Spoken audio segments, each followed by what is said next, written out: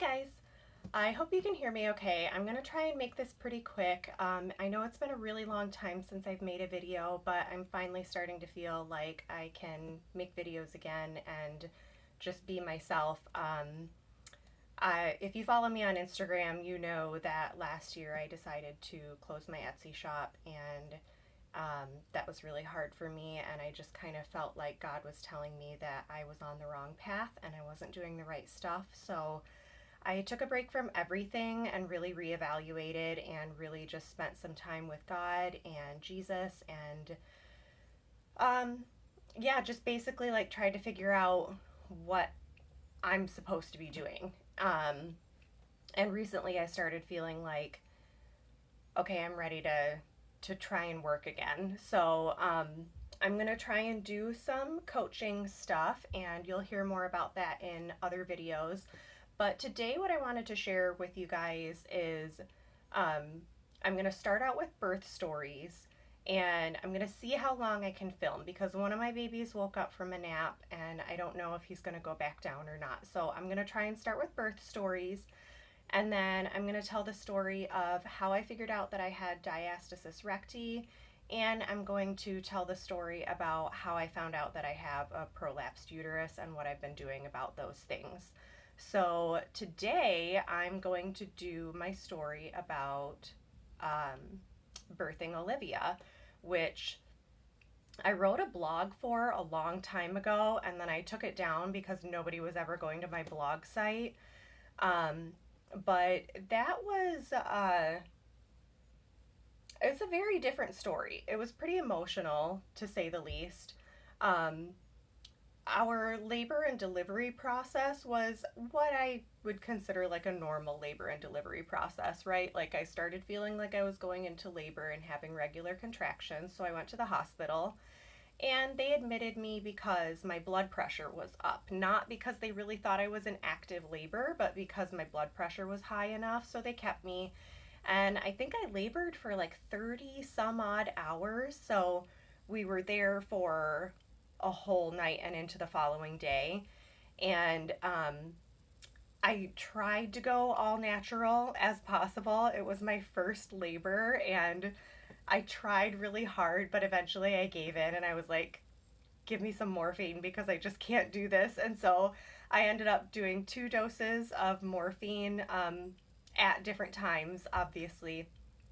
And basically, it just like made me feel like, oh, I can breathe again, like in between contractions, I could actually breathe again and catch my breath and then handle the next contraction after that.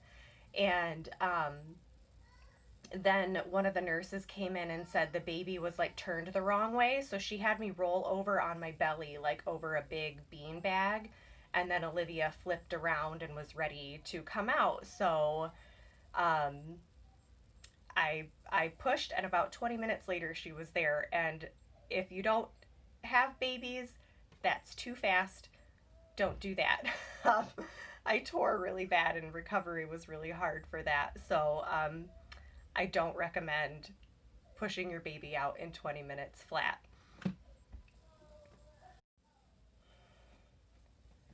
Okay, sorry, the baby was crying. So, anyways, um, after she was here, everything was fine. Her weight was normal and everything like that, but her temperature was low. So, they basically told me like do skin to skin, and I was trying to keep her under the blanket and just like on me, but her body temperature just would not go up to normal. It just stayed really low. So, after trying to put her on a warming pad and that not really working, the nurse decided to admit Olivia to the NICU. And I got a couple hours of sleep that night, and then the next morning, the NICU called me down and asked me if I wanted to nurse her. And so, with all of the confidence of a new mommy, I waddled my way down to the NICU and walked in the doors. I actually don't remember if I walked or if I was in a wheelchair, but I made my way down to the NICU with full confidence that everything was fine.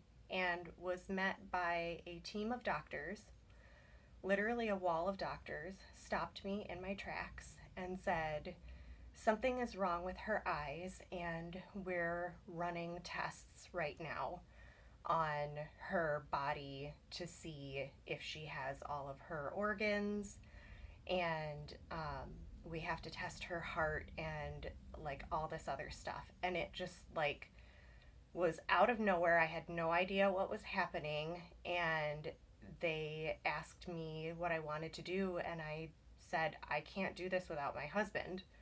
So we went and got my husband, Justin, and I told him I had to wake him up and say, "Honey, we have to go to the NICU. Something is wrong with her eyes." Um, so we got back to the NICU, and they kind of calmed us down and said, like, when you're in the NICU, we go hour by hour, not day by day. And they told us that they were suspicious that she had Charge syndrome. So they were checking with an ultrasound to make sure that she had her bladder and kidneys and uterus, which she did. So the first test came back normal. Then they checked her heart. They did find a heart murmur. She had two small ventricle holes. Forgive me, it's been so long. It's been almost 6 years now. So, yeah, she had two small holes in her heart. And basically, what they told us was that they were so small that it wasn't really a big complication. Afterwards, we went to a cardiologist, and he told us that as she grew and as the muscles of her heart grew, those holes would close, which they did. It took about 3 or 4 years, but we had one final checkup with the cardiologist, and the holes were closed. So her heart murmur is now gone, thankfully. And the last thing that they did was they had an ophthalmologist come from the University of Michigan Kellogg Eye Center, and he checked her eyes and confirmed that she has colobomas. And at the time, we did not know what that was, and we were not comfortable being in the room for the eye exam because they told us that they were going to have to like open her eyes with those little forceps things, and we were not comfortable with that. So we went back to our room and waited for a nurse to come back and tell us what was happening. And um, she basically gave us like the worst news possible. She basically told us that Olivia had colobomas of her iris and retina, and that she will never see normally, and that she will never drive a car, and that she may possibly be blind, and we don't know if she can see anything yet.